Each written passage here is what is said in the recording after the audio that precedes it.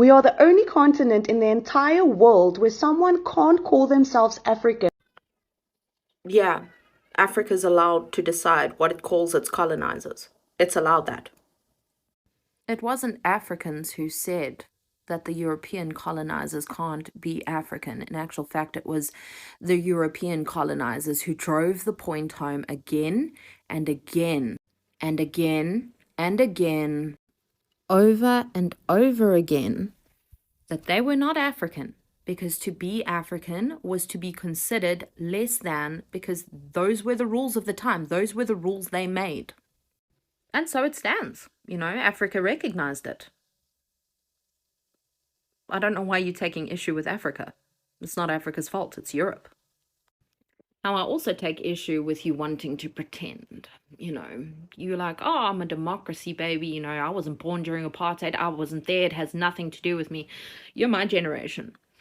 So just frankly, that's bullshit, because I know that your dad and my dad were in the army, because if they weren't, they would have served jail time. And you wouldn't look so nearly well cared for if your daddy was in jail. So, our dads were in the army. And I don't know if your dad speaks about what he was made to do in the army, but mine sometimes does when he was drunk. And I'm here to tell you that we are very much a part of it, because one generation is not that far away. Are we going to pretend that when apartheid ended, black people could suddenly get equity for loans and credit and things like that, so that they had the same financial standing as white South Africans, because it's 30 years later and that still hasn't happened? I mean, it's happening, but it should have happened. And lastly, you going on and on about how well you were raised.